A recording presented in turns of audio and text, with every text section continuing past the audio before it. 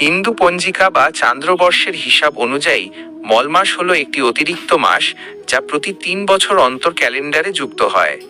একে সাধারণ ভাষায় অধিক মাস বা পুরুষোত্তম মাস বলা হয়। কেন হয়? সৌর বছর ৩৬৫ দিন ৬ ঘন্টা এবং চান্দ্র বছরের ৩৫৪ দিন মধ্যে প্রতি বছর প্রায় ১১ দিনের পার্থক্য থাকে। এই পার্থক্য বাড়তে বাড়তে ৩ বছরে প্রায় ১ মাসের সমান হয়ে যায়।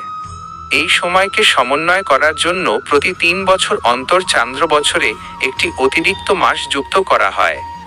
ধর্মীয় বিশ্বাস: হিন্দু শাস্ত্র মতে এই মাসে সূর্য এক রাশি থেকে অন্য রাশিতে প্রবেশ সংক্রান্তি করে না।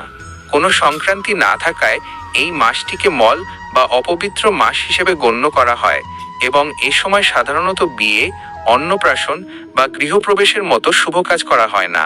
নামকরণ: বৈষ্ণব শাস্ত্র অনুসারে ভগবান বিষ্ণু এই মাসের অধিপতি হওয়ায় একে পুরুষোত্তম মাস বলা হয়। আধ্যাত্মিক সাধনা বা জপ তপের জন্য এই মাসটি অত্যন্ত গুরুত্বপূর্ণ বলে মনে করা হয়। সহজ কথায়, সৌর বছরের সাথে চান্দ্র বছরের সামঞ্জস্য বজায় রাখার জন্য যে বাড়তি মাসটি আমরা পাই তাকেই মল মাস বলে। বৈষ্ণব ঐতিহ্য অনুসারে পুরুষোত্তম মাস বা মল মাসের মাহাত্ম্য অত্যন্ত গভীর। যদিও এই মাসে কোনো লৌকিক শুভ কাজ যেমন বিয়ে বা গৃহপ্রবেশ করা হয় না, কিন্তু আধ্যাত্মিক দিক থেকে এই মাসটিকে বছরের অন্য যে কোনো মাসের চেয়ে বেশি ফলদায়ক মনে করা হয়। একসময় এই মাসটি খুব দুঃখে ছিল, কারণ সবাই একে অশুভ বলে অবহেলা করত। এমনকি কোনো দেবতাও এই মাসের দায়িত্ব নিতে রাজি হননি।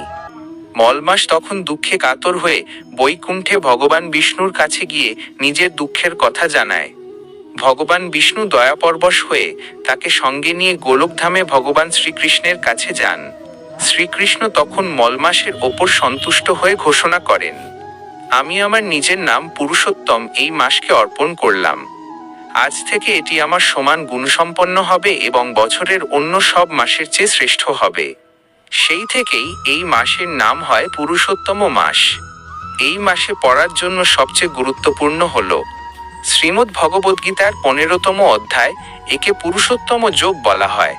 এই অধ্যায়ে ভগবান কৃষ্ণ পরমেশ্বর এবং জড়জগতের ঊর্ধ্বস্থ পুরুষোত্তম তত্ত্ব বর্ণনা করেছেন। ব্রহ্মসংহিতা পাঠ: প্রতিদিন স্নানের পর ব্রহ্মসংহিতার ৫ম অধ্যায় পাঠ করা অত্যন্ত ফলদায়ক। চৌরাষ্টাষ্টকম: শ্রীকৃষ্ণের স্তুতি গাওয়ার জন্য এই স্তোত্রটি অনেকেই পাঠ করেন। পালনীয় সহজ অভ্যাস: সংক্ষেপে, আপনি যদি বিস্তারিত নিয়ম পালন করতে না ও পারেন তবে প্রতিদিন নিচের কাজগুলো করলে এই মাসের কৃপা পাওয়া যায়। প্রতিদিন অন্তত ১০-১৫ মিনিট নিবিষ্ট মনে ভগবানের নাম জপ করা। সন্ধ্যাবেলায় ঠাকুরের সামনে একটি ঘি বা তেলের প্রদীপ জ্বালিয়ে রাখা। গীতা পাঠ বা ভগবানের কোনো লীলা কথা শ্রবণ করা। সম্ভব হলে তুলসী গাছে প্রতিদিন জল দেওয়া এবং আরতি করা। এই মাসটি আসলে ভগবান এবং নিজের আত্মার সাথে সংযোগ স্থাপনের একটি বিশেষ সুযোগ। সহস্রগুণ পুণ্য লাভ: পদ্মপুরাণে উল্লেখ আছে যে কার্তিক বা মাঘ মাসে পূজা করলে যে ফল পাওয়া যায়, পুরুষোত্তম মাসে ভক্তিভরে জপ তপ করলে তার চেয়েও সহস্রগুণ বেশি পুণ্য অর্জিত হয়। এটি ভক্তদের জন্য আধ্যাত্মিক উন্নতির একটি বোনাস সময়ের মতো। দান ও সেবা: এই মাসে দরিদ্রদের অন্নদান, বস্ত্রদান এবং দীপদান, প্রদীপ জ্বালানো বিশেষ ফলদায়ক। বিশেষ করে গঙ্গা বা যে কোনো পবিত্র নদীতে স্নান করাকে অত্যন্ত পুণ্যকর্ম হিসেবে গণ্য করা হয়। নাম সংকীর্তনের মাহাত্ম্য: পুরুষোত্তম মাসে বেশি বেশি ভগবান বিষ্ণুর নাম বা হরে কৃষ্ণ মহামন্ত্র জপ করার নির্দেশ দেওয়া হয়েছে। মনে করা হয় এই মাসে একনিষ্ঠ চিত্তে ভগবানের আরাধনা করলে ভগবান শ্রীকৃষ্ণের চরণে ভক্তি লাভ করা সহজ হয়।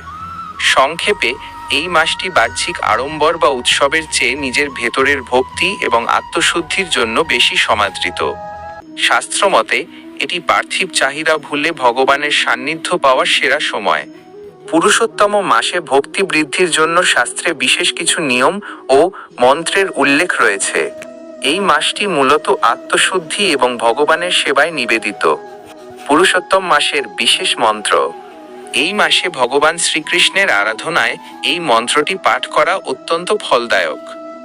গোবর্ধন ধরং বন্দে গোপালং গোপরূপিণম, গোকুলোৎসব মিশানং গোবিন্দং গোপিকা প্রিয়ম। এছাড়াও হরে কৃষ্ণ মহামন্ত্র অধিক সংখ্যায় জপ করা এই মাসের প্রধান অঙ্গ।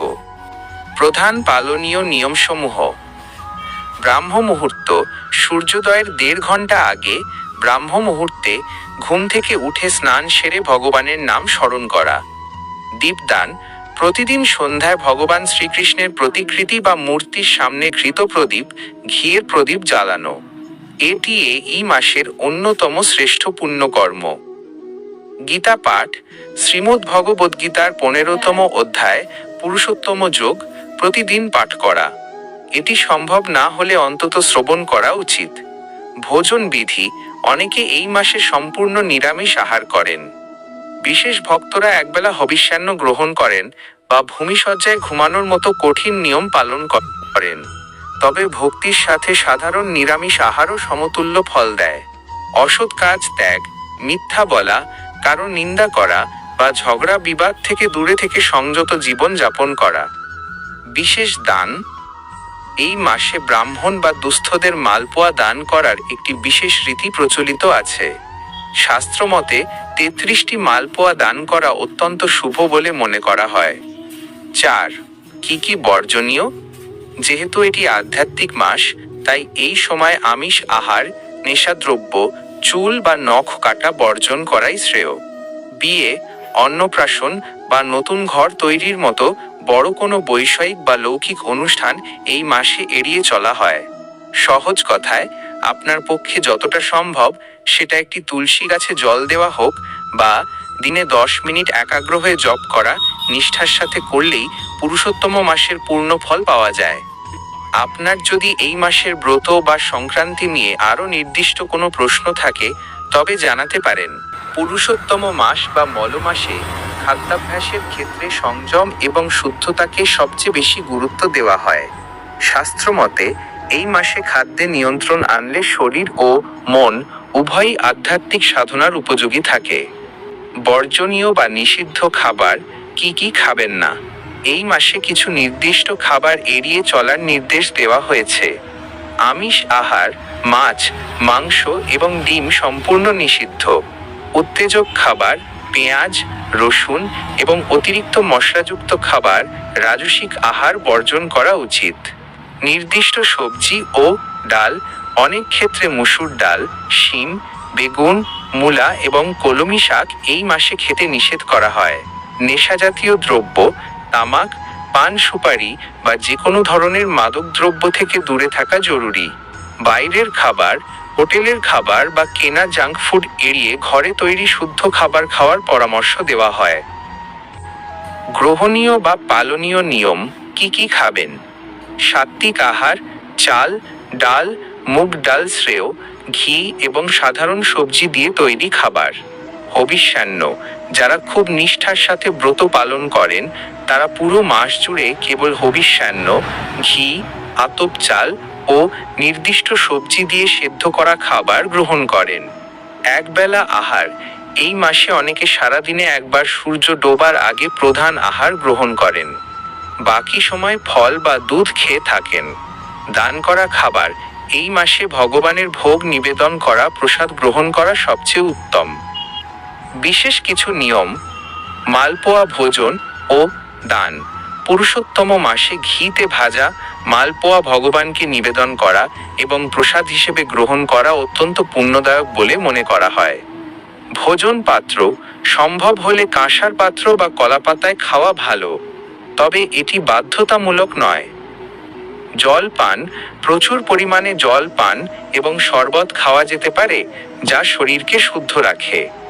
সংক্ষেপে পরামর্শ: আপনি যদি খুব কঠিন নিয়ম পালন করতে না পারেন তবে অন্তত পেঁয়াজ রসুনহীন নিরামিষ খাবার গ্রহণ করুন এবং যতটা সম্ভব কম মশলাযুক্ত খাবার খান। ভক্তির মূল উদ্দেশ্য হল শরীরকে সুস্থ রেখে ভগবানের নামে মন বসানো। পুরুষোত্তম মাসে বা যে কোনো আধ্যাত্মিক ব্রতের সময় হবিষ্যান্ন গ্রহণ করা সবচেয়ে শুদ্ধ বলে মনে করা হয়। এটি প্রস্তুত করা যেমন সহজ, তেমনি এটি অত্যন্ত পুষ্টিকর ও সাত্ত্বিক। হবিষ্যান্ন হলো মূলত কোনো মশলা বা তেল ছাড়া ঘি ও সেদ্ধ চালের মিশ্রণ।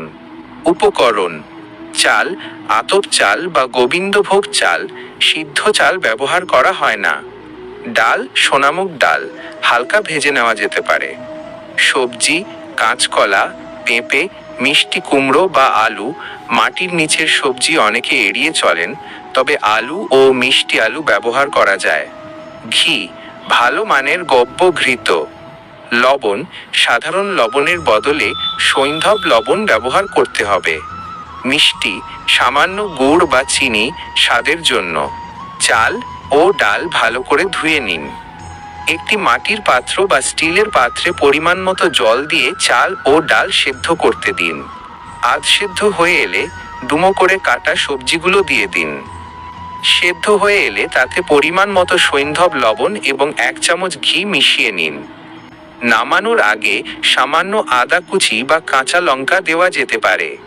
এটি কোনো তেল বা মশলা ছাড়াই অত্যন্ত সুস্বাদু ও তৃপ্তিদায়ক হয়। আশা করি আজকের এই আলোচনা থেকে আপনারা পুরুষোত্তম মাসের মাহাত্ম্য এবং এর নিয়মাবলী সম্পর্কে জানতে পেরেছেন। এই পবিত্র মাসে আমাদের সবার জীবন ভক্তি ও শান্তিতে ভরে উঠুক। ভিডিওটি ভালো লাগলে লাইক দেবেন এবং অন্যদের সাথে শেয়ার করে এই পুণ্য অর্জনে সাহায্য করবেন। আপনার মনে কোনো প্রশ্ন থাকলে কমেন্টে জানাতে ভুলবেন না। তবে এই ধরনের আরও ভিডিও পেতে চ্যানেলটি সাবস্ক্রাইব করে পাশে থাকা বেল আইকনটি চেপে রাখুন। ভগবানের আশীর্বাদ সবার ওপর বর্ষিত হোক। ভালো থাকবেন, সুস্থ থাকবেন। হরে কৃষ্ণ।